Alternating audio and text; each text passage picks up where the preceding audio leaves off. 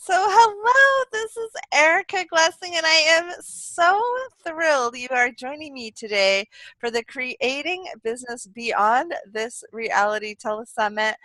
Oh my goodness, my next guest, she is just one of those inspirational, light, fun, successful beings that, I'm just sort of blessed to be born on the planet at the same time. So, welcome, Tina Devine. Hi, thank you so much for having me. What a nice I introduction. Now I feel all good. For some reason, what's showing me is this permission to move to where to like an island. So I don't Mm. know. We were kind of chatting before the show started. Everybody for background on when you're running a business, what do you give yourself permission to do, and what do you just never give yourself permission to do? And so let's just jump in with some of those huge life changes that you have actually done already. Yeah, I'm the kind of person. I've been running businesses for the last 20 years in one way, shape, or form. And, it was always a case of the harder I worked, the harder I worked, the harder I worked. And I just thought I had to keep doing more and more and more. And of course, you get to a point where you can't physically do any more. And it was almost that kind of breakthrough that was happening, where it was, how else can I do this differently? I'm a smart lady. I know how to create and make things change.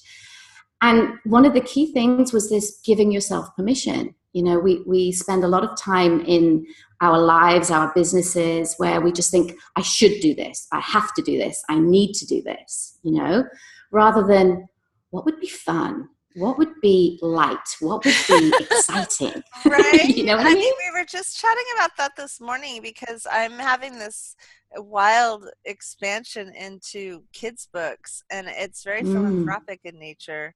And there's nothing have to or should do.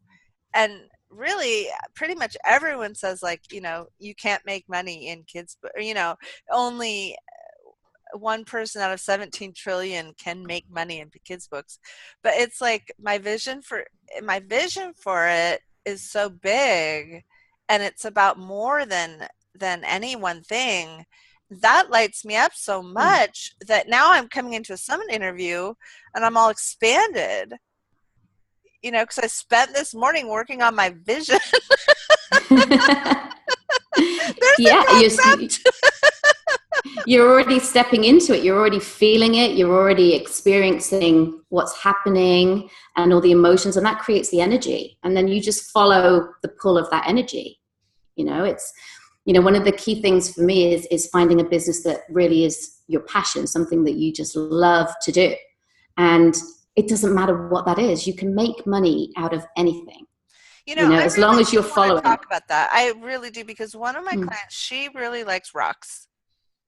She loves pendants and stones and mm. interesting, like, I'm just sitting there looking at, she didn't make this for me, but my daughter gave this to me. It's a little firefly. Little angel. Oh, it's a Yeah, fly. it's Beautiful. it's a yeah, she gave it because it was blue. She got it at an art and wine Mhm. festival for me. um so someone who's got sort of a typical corporate career, and now they just love, I'm just going to say rocks because I think it sounds so funny, but but she likes like really pretty precious stones. Yeah, yeah. How can you do that? How can that work? That just doesn't isn't logical. She just becomes a rock star. Simple. Yeah, Oh my there's so many gosh. ways. I know there is so many ways. It's like if she has a passion about something, it's the energy behind that. It's the intention behind that. People will Yeah, just resonate, whether she's selling them online or having parties or making jewelry. I don't know. There's so many right, different ways. It's right. not the how. It's not our job to look at how it happens. It's to look at what do you want. It's following that permission slip of it's okay to want what you want, and then it's even better to have what you want. So this is the start of the process. Yeah. I love it. You're still laughing at the rock star. No, actually, there's something about that I'll share with you privately. But Okay. no, That's very synchronistic and beautiful. But no, I was thinking like one of the things that I love, Tina, is just like waking people up and like turning people, just ramping people up, like just like, Yeah. like give me a room of kindergartners. Oh my I gosh. love that. It's just like, let me turn you on. I mean, that could be construed in another way, but if it works. Okay, so we're having way too much fun. We cannot Too possibly much be fun, you talking about see. business. This could not possibly make any money. This could not possibly be anything for our businesses. Yeah. What do you think when if I'm like, say I'm in a business and I notice like something's not doing very well, what are some Mhm. things that I can change, or how can I approach it when I run into blocks? Or one of the things I've had trouble with is um admin having expanding my business into having different. I have like one really beautiful virtual assistant that I adore, but it's like even that took so much energy for me to learn how to do that. What can I do to just expand to having more help in my business? That's such a good question. And it's something that a lot of my clients are going through. They're sort of at that 6-figure stage. They want to get to the 7-figure stage. Yeah, exactly. And yeah, and there's a couple of things. One is actually just slowing down and giving yourself space, space to really think about what's happening, what you want. Because sometimes when we're working too fast, the momentum's too fast, you cannot see or get inspired ideas. You're moving too quickly. But the other key is to look at why the blocks are there, because they're usually to do with you trying to control everything, trying to be perfect, Oh no, try. you know me so well. Yeah. Well, it's because I'm like that too. But it's that whole thing that perfectionism is procrastination. It stops you. It Yeah. blocks you. Tina, that totally resonates for me. I just Mm. recently had my website overhauled, and it's one of the websites I showed my guy was yours. Don't you Oh, love really? that? Because he needs That's some like wonderful. inspiration, and yeah, it's turning out really beautiful, and it's so imperfect, and Mm-hmm. it's really driving me crazy because it isn't doing everything I need it. Like it's not.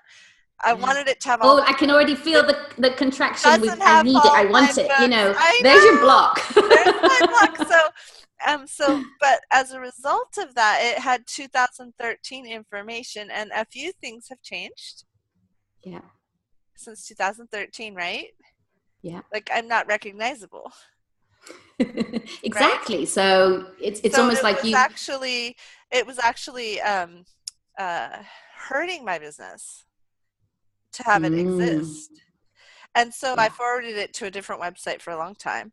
And then I just kind of got present to it recently, and it was so fascinating because I started asking questions like, what would it like to be, Mm, and how would it like to be part of things? And a lot of our people, a lot of our followers and listeners change all the time. What can you tell someone about building a business in that spirit of kind of changing all the time? Because like that's kind of yeah. rooted to the technology question that was showing up. Yeah. But it's constant in everything, in your business, in your life. The change is there because that's how we're growing. That's how we're expanding, and you're going to feel the contrast. Yeah. That's the way to ask more questions because it forces you. I'm having a similar experience at the moment where looking to expand and grow, and at first it felt like I was keeping myself really small, and that felt really uncomfortable. And there's a part in the book where I talk about getting into your comfort zone, which I know is controversial because everybody says get out of your comfort zone. But to me, a comfort zone is a place that's comfortable. Why would we want to be in a place that's uncomfortable? Why would we want to be in pain? Why would we want to make it difficult for ourselves? You can Tina, you no can pain, no expand. gain, no pain, no gain. I mean, honestly. You see, that's the belief that's going to cripple you. My belief is, how about we have a comfort zone that expands and it grows with I love you, it, and the right? foundations get bigger and deeper, and you get more Yeah. support, and you can stretch yourself, but you can also take your time. Yeah. or you can skyrocket. It's completely your choice, Nice. so be Yeah. comfortable, really be Yeah. comfortable. I'm not one of these people that, get out there, face your fear. No, because we've got this natural innate part of us that, we retract from fear. So why go against what's natural? Keep it comfortable, keep it open, keep it supportive, Wow. you I know? love it. Mm, So, tell us a little bit more about your business and what kind of coaching you do. Describe a little bit more about your offerings. yeah. I mean, my coaching is really just giving people the permission slip. It's working on what they really, really want and actually finding out what they want, because we don't actually give ourselves permission to really want what we want. So that's like the biggest part of the journey, is to really let yourself explore your imagination of, what do I really, really want, if there is no boundaries, if there's no I limitations. love it. I love Mm, it. That is, I swear to gosh, I have more fun interviewing you. I don't know why that is. It's like, but we were just talking about that earlier too, before we got on our yeah, call, about what happened for me yeah, when I started saying no boundaries. I yeah, started creating this philanthropic initiative that came out of like blue sky. And yeah. then I was so lit up by it, and it was beyond anything I thought I would do in this lifetime. But that's key as well, isn't it? It's that whole, you don't know what you don't know. So by asking the questions, you can get to the other side of your imagination. You can get to the place that you don't even know exists yet. It's Right. that possibility that you don't even know is there, but Yeah. you're open to allowing it in, rather than, Yeah. this is my limit, this is the ceiling, I'm not going any further.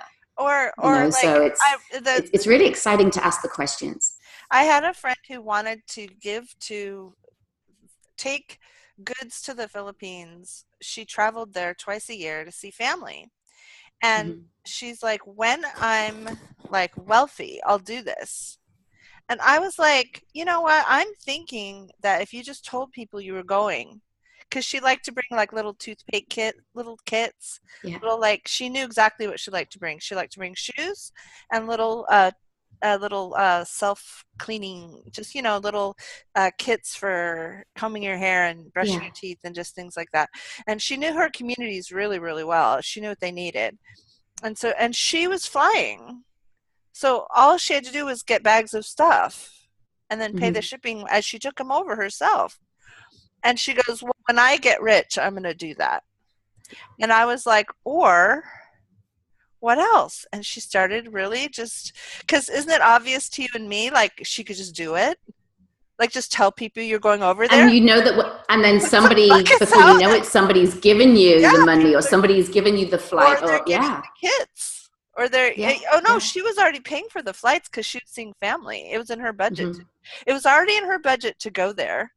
Right. And everything was in her budget except all the little things she wanted to gather to bring to the poor children. And Yeah. I said, well, why don't you just start telling people that you're going and you just would love to have these certain things and do a wish list. And it was like, instead of needing to get this money to do that, she all of a sudden could become this, and she just Yeah. started doing it. It was like she got off of that, when I get to this, then I will do that. So that's a Yeah. really good question. How do we get into inspired action, if we're not sure like how yet? How can we wake up each day and like be in inspired action if we're Yeah. waiting to know? That's a good No, question. that's a really good question. And I think it's different for everybody how they get themselves to have some space.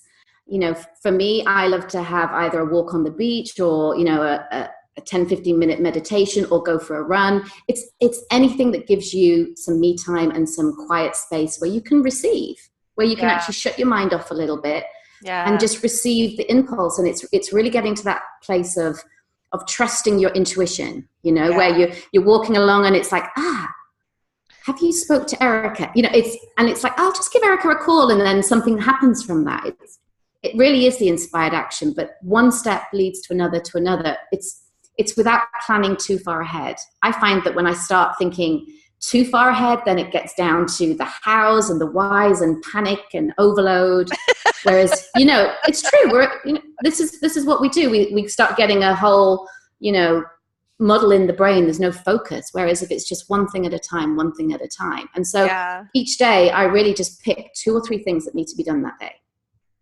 And, for those that know me, that, I'm a great follower of the law of attraction, the rest of the list goes on the list to do by the universe. It's like, this is what I'm doing, and the rest is getting done by the universe. And I just trust, I trust that it's gonna figure itself out. And, sometimes, like, I've had a couple of days of contrast the last couple of days, things getting blocked, credit card got stolen, something else got stolen. And it was just a really good sign to say, slow down. Don't make rash decisions, and just trusting that I was creating that momentum. Right. And I've took a day or 2 back from this, and all of a sudden all these new ideas are coming. All this new excitement is brewing because it's all part of the expansion. Yeah. And it's just that whole knowing of, okay, you're ready to play bigger. You're ready to be more. Yeah, I had a phenomenal weekend, and it was really funny. Saturday was so big. And then I had a day. I had a day where I just like read a novel. Mm-hmm. That was my entire day, and fed my kids. I got Chinese food. That was like the entire day.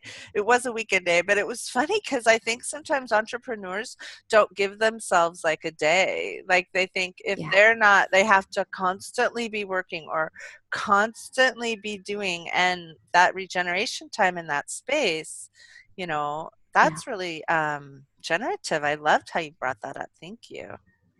Yeah. Definitely. Yeah. Time out is probably the most productive time of your business. Stepping away, going for a massage, going and having a glass of champagne with your girls, whatever you need to do, and then coming back to it, because that's where the creation is happening. Well, I love it, Tina. Thank you so much for coming on the summit. And how much more fun can we have? Look for Tina's work in the new book, the new fabulous book, Creating Business Beyond This Reality. It's available in print and in Kindle. And Tina, how else can we reach you?